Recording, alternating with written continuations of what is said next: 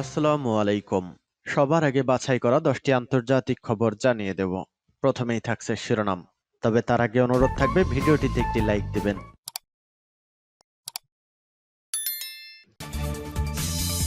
দখলদার ইসরায়েলি বাহিনী এবং ফিলিস্তিন পুরোদমে যুদ্ধ চলছে। জানিয়ে দেব হাতে থাকা সর্বশেষ আপডেট আন্তর্জাতিক সংবাদ। প্রথমেই সংবাদ শিরোনাম। লেবাননে ইসরায়েলি হামলা, নিহত 2। এরপর জানিয়ে দিব ফাতেহ 360 ইরান ও রাশিয়ার চুক্তিতে যুক্তরাষ্ট্রের হুঁশিয়ারি। এদিকে ইরানি প্রেসিডেন্টের উপদেষ্টা জাভেদ জারিফের পদত্যাগ। এরপর জানিয়ে দিব বাইডেনের পরিকল্পনার ভিত্তিতে যুদ্ধবিরতির আলোচনা চায় হামাস। আরও জানিয়ে দেব এবার মধ্যপ্রাচ্যে সাবমেরিন পাঠালো যুক্তরাষ্ট্র। সর্বশেষ জানিয়ে দিব বাংলাদেশের অন্তর্বর্তী সরকার নিয়ে ভারতের উদ্বেগের কিছু নেই বলেছেন শশী থারুর। এতক্ষণ শুনছিলেন সংবাদ শিরোনাম, এবারে বিস্তারিত। তবে অনুরোধ থাকবে ভিডিওটিতে একটি লাইক করবেন এবং কমেন্ট করে জানিয়ে দিবেন কোন জেলা থেকে আপনি আমাদের এই ভিডিওটি দেখছেন। যুদ্ধের দামামা, লেবাননে ইসরায়েলি হামলা, নিহত 2। মধ্যপ্রাচ্য জুড়ে চলছে যুদ্ধের দামামা। এরই মধ্যে লেবাননে হামলা চালিয়েছে ইসরায়েলি বাহিনী। ইরান সমর্থিত লেবাননের সশস্ত্র গোষ্ঠী হিজবুল্লাহর পক্ষ থেকে বলা হয়েছে রোববার 11ই আগস্ট ইসরায়েলি হামলায় তাদের 2 জন যোদ্ধা নিহত হয়েছেন। লেবাননের স্বাস্থ্য মন্ত্রণালয়ের এক বিবৃতিতে বলা হয়েছে তাইবেহ গ্রামে ইসরায়েলের হামলায় 2 জন প্রাণ হারায়।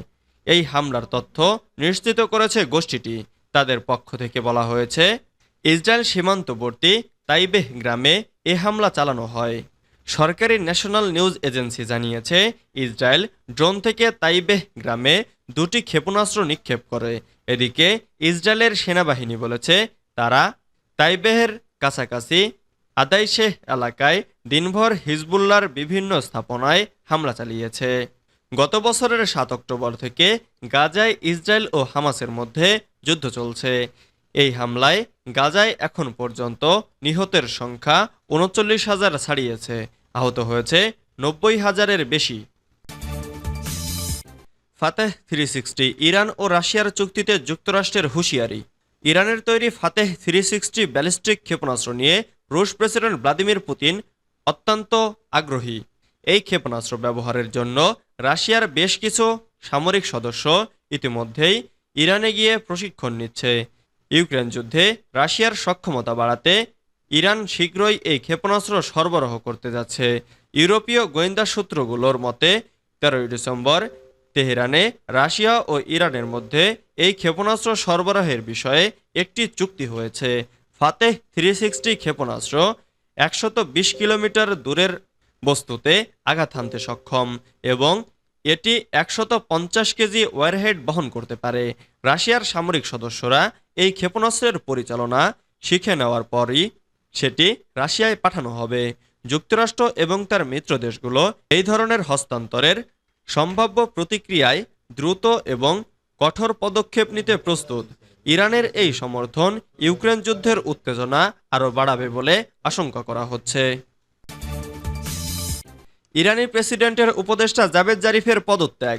ইরানের সাবেক পররাষ্ট্রমন্ত্রী জাভেদ জারিফ দেশটির প্রেসিডেন্ট উপদেষ্টা হিসেবে দায়িত্ব নেওয়ার 2 সপ্তাহের মধ্যে পদত্যাগ করেছেন।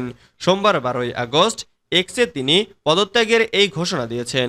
ফরাসি বার্তা সংস্থা এএফপি এ খবর জানিয়েছে 2015 সালে বিশ্বের পরাশক্তিগুলোর সঙ্গে একটি ঐতিহাসিক পারমাণবিক চুক্তির সময় ইরানের পররাষ্ট্রমন্ত্রী হিসেবে দায়িত্ব পালন করেছেন জাভেদ জারিফ। নতুন প্রেসিডেন্ট মাসুদ পেজেশকিয়ান দায়িত্ব নেওয়ার পর তাকে উপদেষ্টা হিসেবে নিয়োগ দেওয়া হয়েছিল। জারিফ এক্সে লিখেছেন, আমি গত সপ্তাহে স্ট্র্যাটেজিক অ্যাফেয়ার্সের উপদেষ্টা পদ থেকে পদত্যাগ করেছি। জারিফ তার পদত্যাগের মূল কারণ হিসেবে উল্লেখ করেছেন নতুন প্রস্তাবিত 19 সদস্যের মন্ত্রিসভার সদস্য নির্বাচন নিয়ে তার হতাশার কথা। তিনি বলেন, আমি লজ্জিত যে আমি কমিটি কর্তৃপক্ষ নির্বাচিত বিশেষজ্ঞ মতামত বাস্তবায়ন করতে পারিনি, নারী, যুবক ও জাতিগত গোষ্ঠীর প্রতিনিধিত্ব নিশ্চিত করতে পারিনি। আমি এগুলো নিশ্চিত করার প্রতিশ্রুতি দিয়েছিলাম। বাইডেনের পরিকল্পনার ভিত্তিতে যুদ্ধবিরতির আলোচনা চায় হামাস। ফিলিস্তিনের স্বাধীনতাকামী সংগঠন হামাস বলেছে, গাজায় যুদ্ধবিরতির আলোচনা অবশ্যই মার্কিন প্রেসিডেন্ট জো বাইডেনের পরিকল্পনার ভিত্তিতে হতে হবে। নতুন কোনো শর্ত বা ফের নতুন দফায় আলোচনায় তারা রাজি নয় বলে মধ্যস্থতাকারীদের জানিয়ে দিয়েছে হামাস।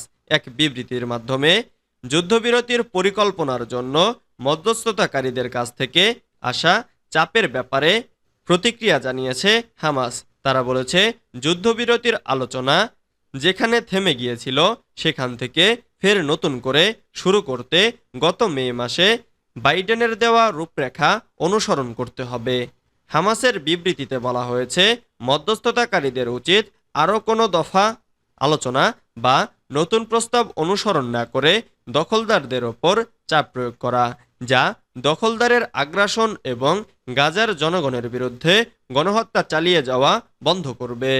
গত সপ্তাহে কাতার, মিশর এবং যুক্তরাষ্ট্রের আন্তর্জাতিক মধ্যস্থতাকারীরা 15 আগস্ট যুদ্ধবিরতি এবং জিম্মি মুক্তি চুক্তিতে আলোচনায় অংশ নেয়ার জন্য ইসরায়েল এবং হামাসকে অনুরোধ করেছিল।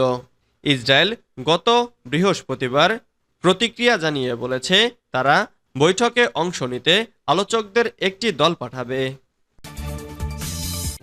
এবার মধ্যপ্রাচ্যে সাবমেরিন পাঠালো যুক্তরাষ্ট্র। মধ্যপ্রাচ্য জুড়ে বাড়ছে যুদ্ধের দামামা। এরই মধ্যে এবার মধ্যপ্রাচ্যে গাইডেড মিসাইল সাবমেরিন পাঠালো যুক্তরাষ্ট্র। সোমবার 12 আগস্ট বিবিসির এক প্রতিবেদনে এই তথ্য জানানো হয়েছে। মার্কিন প্রতিরক্ষামন্ত্রী লয়েড অস্টিন আরও বলেছেন, ইতোমধ্যে মধ্যপ্রাচ্যের দিকে বিমান পরিবহনকারী বাহক পাঠানো হয়েছে, সেটি খুব দ্রুতই সেখানে পৌঁছাবে। ফিলিস্তিনের স্বাধীনতাকামী সশস্ত্র গোষ্ঠী হামাস ও ইরান সমর্থিত লেবাননের সশস্ত্র গোষ্ঠী হিজবুল্লাহর শীর্ষ 2 নেতাকে হত্যাকাণ্ডের পর থেকেই মধ্যপ্রাচ্য জুড়ে চরম উত্তেজনা চলছে। হামাস, ইরান ও হিজবুল্লাহ ইসরায়েলের বিরুদ্ধে প্রতিশোধ নেবে বলে কড়া হুঁশিয়ারি বার্তা দিয়েছে। এরই পরিপ্রেক্ষিতে ইসরায়েলকে রক্ষায় মধ্যপ্রাচ্যে সামরিক শক্তি বাড়ানো শুরু করেছে যুক্তরাষ্ট্র। এর আগে মধ্যপ্রাচ্যে যুদ্ধবিমান, যুদ্ধজাহাজ পাঠানো হচ্ছে বলে জানায় যুক্তরাষ্ট্র। রোববার এক বিবৃতিতে পেন্টাগন বলেছে, লয়েড অস্টিন মধ্যপ্রাচ্যে USS Georgia guided missile submarine পাঠিয়েছে। সেই সঙ্গে USS Abraham Lincoln career strike group পাঠানোর নির্দেশ দেওয়া হয়েছে। বাংলাদেশের অন্তর্বর্তী সরকার নিয়ে ভারতের উদ্বেগের কিছু নেই বলেছেন শশী থারুর।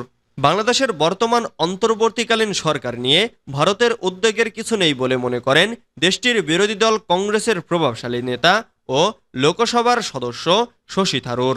এছাড়া তিনি বলেছেন, ছাত্র জনতার বিক্ষোভের মুখে পদত্যাগ করে বাংলাদেশ ছেড়ে যাওয়া সাবেক প্রধানমন্ত্রী শেখ হাসিনাকে আশ্রয় না দিলে ভারতের জন্য লজ্জাজনক হতো।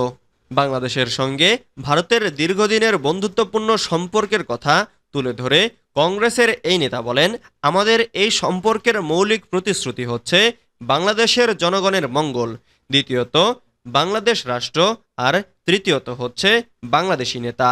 তিনি বলেন, 1971 সাল থেকেই আমরা বাংলাদেশের জনগণের সঙ্গে আছি। নানা উত্থান পতনের মধ্য দিয়ে আমরা সম্পর্ক বজায় রেখেছি। অবশ্যই অন্তর্বর্তী সরকারের সময়ও সেই সম্পর্কের কোনো অবনতি হওয়া উচিত নয়। শেখ হাসিনা সরকারের পতনের পর নোবেলজয়ী ডক্টর মোহাম্মদ ইউনূস অন্তর্বর্তী সরকারের প্রধান উপদেষ্টা হিসেবে দায়িত্ব পেয়েছেন।